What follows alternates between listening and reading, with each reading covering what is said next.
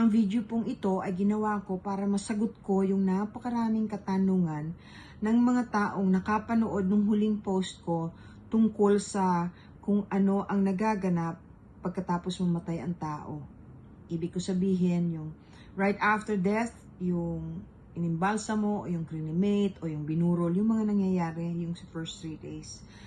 May mga tanong po na sinasagot ng iba, hindi naman po akong sumasagot. Ikukorek ko lang po yung iba. Hindi kasi lahat ng sagot ng sumasagot doon sa nagtatanong ay tama. One in particular po ay yung tungkol doon sa kaluluwang nakikita natin. Maraming klase po yan, yung mga multo, yun po ang tinatawag. Yung hindi naman natin kamag-anak pero merong lugar na palaging may nakikitang multo, yun po ay earthbound spirits. Yun po ay hindi umaalis. Special po mention dito yung mga alcoholic talaga na namatay na ayaw bitawan yung spirito ng alcohol. Pagkalasing ang isang tao na buhay, meron po diyang lumalapit na spirito na alcoholic, pumapatong po dito sa likod ninyo, tapos sinisinghot po yung spirito ng alcohol na ininom ninyo. Kaya mag-iingat kayo. Yun po yung reason kung bakit merong mga nagba-blackout. Merong pumapatay, gumagawa ng masama, hindi nila naaalala kung ano yung ginawa nila. Kasi hindi na sila yun. Pero paano man niya ipapaliwanag sa mga pulis, ano? Di kulong kayo, malamang bitay pa. Yung iba naman po, kapag ka napapanaginipan ninyo yung kaluluwa, hindi po yung nakita ha, kadalasan po niyan, number 1, nangihingi po ng dasal. Hindi po ibig sabihin hindi walang katahimikan, hindi naman po. Or namimiss kayo dahil hindi ninyo sila naaalala. Dasal pa rin, ano po. Yung isa naman, yung palaging tinatawag ninyo. Kunyari, naunawaan ko po yan yung mahal natin sa buhay na nawala sa atin na, Diyos ko, bakit mo naman ako iniwan? Yung bang iyak ka ng iyak? Kasi kung minsan nangyayari sa akin yan, pagbago pa lang, ano po, normal sa tao yan, normal reaction. Yung po, hindi natatahimik.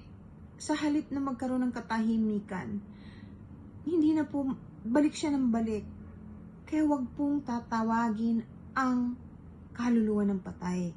Lalo na kung ang gusto lang ninyo sabihin sa kanila na bakit mo naman ako iniwan, sana kailangan kita, tulungan mo ako, wala akong kapera-pera. Wag po, hindi naman nila kaya magbigay ng pera sa inyo. Ang kaluluwa ng patay, ipagdadasal din kayo pag alam nilang nangangailangan kayo. Pero para hilingin nila ninyo yan sa kanila, napakahirap po.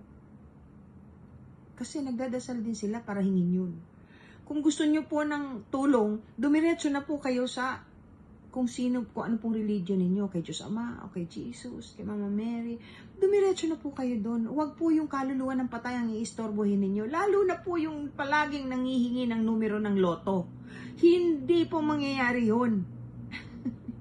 Dahil kung may karapatan kayong mananalo po kayo kahit di ninyo hilingin. Okay? Yung isa naman po, siguro, kailangan lang nila kayong silipin. Nagkaroon sila ng permiso para magpakita sa inyo. A spirit being able to communicate with you is very special kung nakakapagsalita. Normally yan, makakarating, pero hindi nagsasalita. Kahit po sa panaginip. Umiiyak, lalo na pag nakikitang nahirapan kayo at nalulungkot kayo. Pero iwasan ninyo pong tawagin ang kaluluwa ng patay. Maawa kayo sa kanila. Kusa po yung tumutulong kahit hindi ninyo tawagin. Pero pag constantly tinatawag ninyo po, naaabala rin. Yun naman pong tungkol sa bakit daw hindi nila nakikita. Meron doon ako nabasa na ilan silang magkakapatid, yung nakikita niya, nagpapakita sa kanya yung nanay or yung tatay na nayumao, pero dun sa kapatid hindi, or vice versa, parang nagpakita dun sa kapatid sa kanya hindi. Ganito po yan, hindi kasi lahat ng tao ay pare-pareho ang enerhiya o ang frequency na kaya ninyong abutin kahit sa panaginip. katulad ng sinabi ko kanina, it takes a lot of energy for them to be able to show themselves to you, regardless of whether you're awake or in a dream. Kahit po sa panaginip, binibigyan niya ng permiso, nanghihingi yan ng permiso.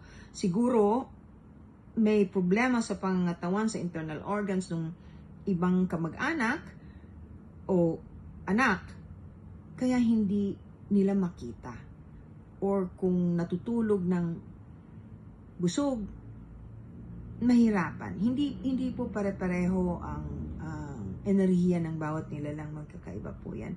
Meron pong iba na madalas, isa pa po pala, maaring nagpupumilit nga po yung magpakita, pero hindi pa rin makita nung isang anak dahil nakakalimutan. Hindi naman po lahat ng panaginip ay naaalala. Madalas, lalo na pag busy ang tao. Yung paggising, kung ano-ano na kaagad ang iniisip at kung ano-ano na kaagad ang gagawin, hindi nyo maaalala. Short term lang po ang memory ng panaginip.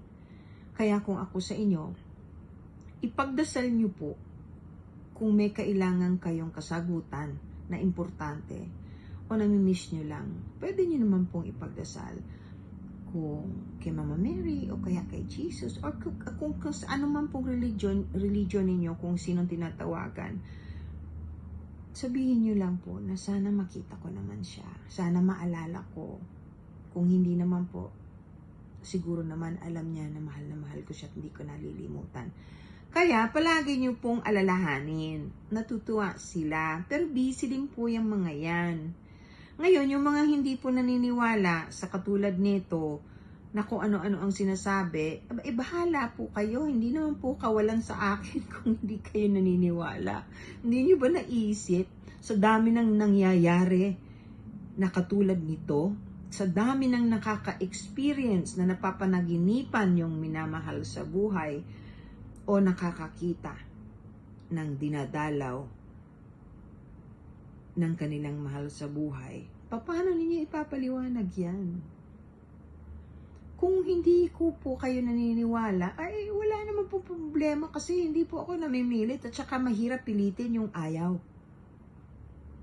Ganun lang po yun. Hindi ko talaga kawalan.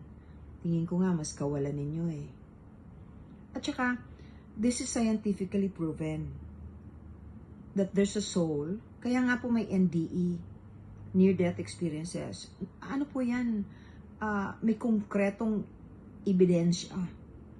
It's all over na yung mga namamatay na lumalabas yung kaluluwa, yung bang nabuhay uli, na-revive, nakikita nila yung sarili nila, tapos kinuwento nila nung ma-revive sila kung ano yung sinasabi, pinag-uusapan ng mga mahal nila sa buhay, sinong umiyak, sinong hinimatay, yung mga ganun. Paano niyo ipapaliwanag yan?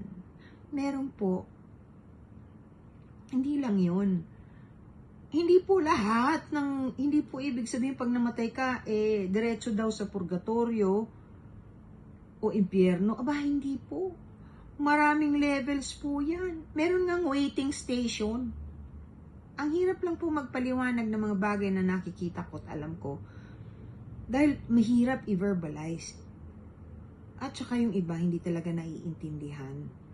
Pero meron po talagang kataas-taasang langit. Meron pong mga nilalang na special ang kabutihan na walang hinihiling na kapalit tuwing gumagawa ng kabutihan, tuwing tumutulong. Hindi nananakit ng kaapwa, hindi nananakit ng hayop. Hindi rin nambabastos ng tao at naninira ng kalikasan. Iyon po, gusto ko lang pong, hindi ko po masagot lahat kasi mahaba po yan eh. Marami po talagang mga bagay na may kinalaman sa kaluluwa ng tao pag yumao. Ang importante dyan, palagi nyo pong ipagdasal. Pag nagpakita, nagparamdam, ipagdasal nyo lang po. At pwede nyo namang kausapin. Kamusta ka na? Mahal pa rin kita. Panginoon sa langit, huwag niyo po siyang pababayaan. Pwede niyo rin pong ipagsindi ng kandila. Kahit yung vigil candle lang, isa lang, ang laking bagay po. Sige po, hanggang dito na lamang muna po. Mahal ko kayo at pinagdadasal ko lahat ng humihiling.